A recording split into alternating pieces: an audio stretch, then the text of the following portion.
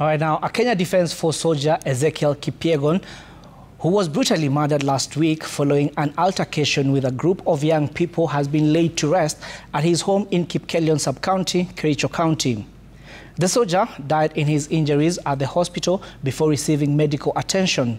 Colleagues eulogized him as a man who made great contribution to society and asked the police to hasten investigation and bring the perpetrators to book.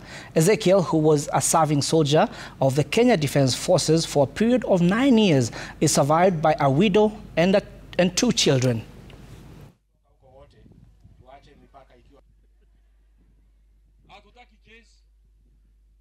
He was an industrious soldier who performed his duties with zeal, dedication, and commitment.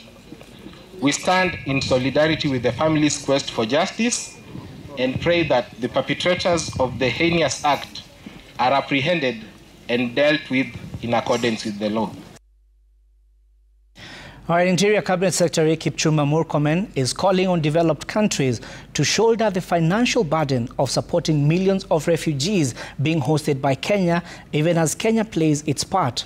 Speaking during a meeting with humanitarian assistance partners, including the United Resident Coordinators in Kenya and the heads of UNHCR, the CS said the freeze on funding by the United States was exerting huge pressure on the country in providing socio-economic services to millions of refugees.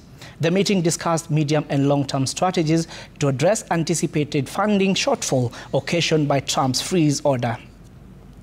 As a country, I want to assure you that from the top, from the president, we are not about to renege on our commitment towards protection of refugees, and that's why we are even going higher by ensuring that we think outside the box to make sure that we come up with strategies and mechanisms that are actually going to sort out these problems that we have, and being cognizant of the fact that we are very fortunate as a country to be having this, to be in peace, to the extent that we can host others.